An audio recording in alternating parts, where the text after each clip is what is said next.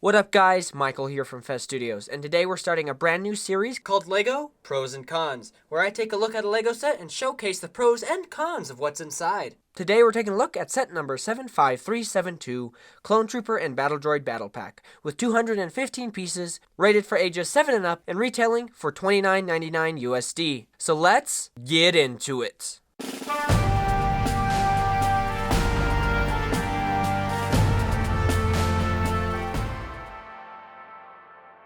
Alright, here's the LEGO set all fully built, and let's take a look at that very first pro, the Stap. Like I said, our first pro goes to the Stap here. This is our first Stap in a non-advent calendar LEGO set in a very long time, and it looks really good. I love the Clone Wars blue coloring. I think it just works really well, and it's a really nice build. It's got an awesome clear stand, so it can actually look like it's flying. The Battle Droid can hold off to the side, put his legs right here, and ride around attacking the clones. Our next pro goes to the included Droid.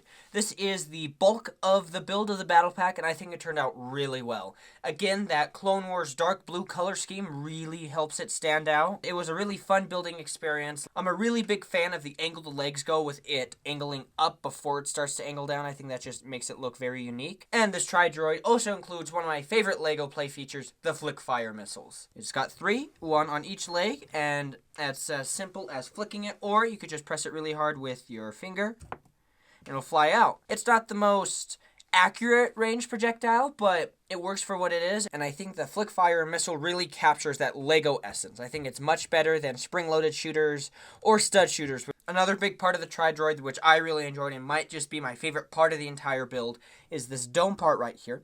If you take it off, right in here, to hold the pole in, is this pink piece right here. It's not a huge thing, but to me it screams like it's its power source. They could have chosen a gray bit, but instead they chose this really cool, energetic, misty, transparent pink piece, and I think it just looks really good inside. Not a huge detail, but definitely one of my favorites. And the dome just snaps right back on top, and you can spin it around and fight your little clone troopers. Speaking of clones, I'm going to give our very first con to the builds for the clone troopers. I think that while they have 3 different builds, if you count the box as a build, but really 2 main builds, a little lackluster. I think a lot of other people agree. It's got your standard turret shield station that can hold weapons and a speeder, and the speeder bike's not terrible, but I feel like it could have been done better. But I think for what it is, it's fine. You can add your clone troopers to the back or the front, but I just think that it's a little too simplified for my tasting. Really reminds me of a LEGO 4 Plus build. Like I said, it also includes this turret shield thing.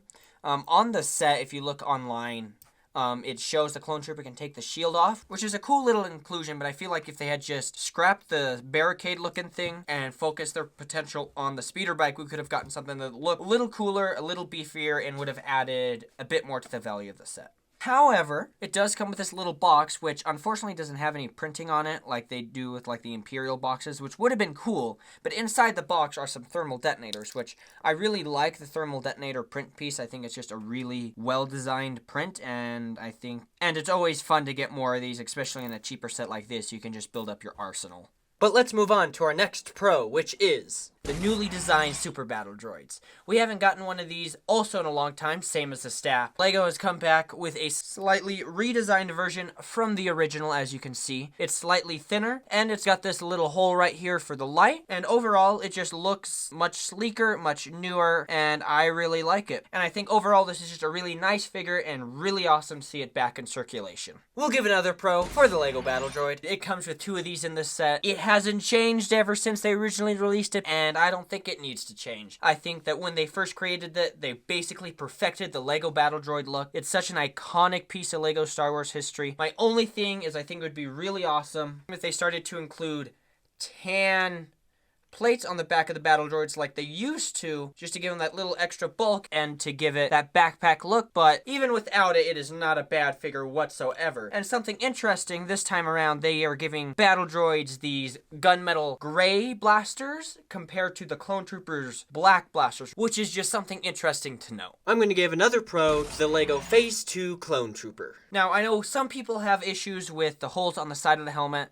and while I do see it as not the best look, I don't personally have that big a problem with the holes. I think that just as the clone trooper, as a minifig, it doesn't bother me the whole bunch, but I do understand why people don't love it, so I'll give it a con for that reason. But that aside, this clone trooper looks really, really nice. I love the printing, I love the Phase 2 helmets, and underneath, like they've been doing, you have the new Lego clone head, which I think just looks really well. Included with these clone troopers are this long rifle, which uses the long rifle Lego mold and then a black candle piece. They also include a short rifle right here that you can give your clone trooper. And on the back of the speeder bike, if you were to take it off, they also include the medium-sized classic Lego blaster. This set comes with 3 normal Phase 2 clone troopers and a Phase 2 shock trooper, which I'm gonna say is another pro. I think this shock trooper looks really good. I love all the red on it. I think it's a nice accent color and it just really helps the clone pop and stand out. Included for this minifig is a short blaster and a pair of the Lego Star Wars binoculars, which I think is also just a really great piece, and I love that they haven't changed it. Underneath the clone trooper, we also have that clone trooper head, and other than that, it's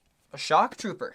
And with that, I gave the Lego Clone Trooper and Battle Droid Battle Pack a total of 6 pros and 2 cons. I think this set is really good. I'd say a solid 8 out of 10. With this new series, I also have a new grading scale. So we have the highest a Lego set could receive, day 1 buy, which means that this set was definitely worth picking up day 1. Then you have the discount rack, which means this set is good, but I would wait for it to go on discount to get it at a better price. Then we have the secondhand buy, which means wait for this set to go on Bricklink, eBay, try and just get the set itself without the minifigs, or just get the minifigs.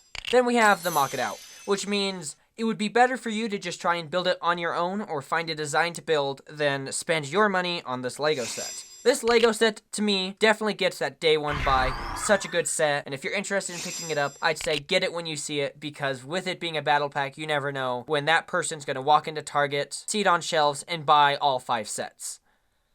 That concludes today's episode of LEGO Pros and Cons. I hope you guys enjoyed. If you did, consider liking and subscribing, ring that notification bell so you can stay up to date for any new videos I post. And with that, I hope you guys have a great day. May the Force be with you. Live long and prosper.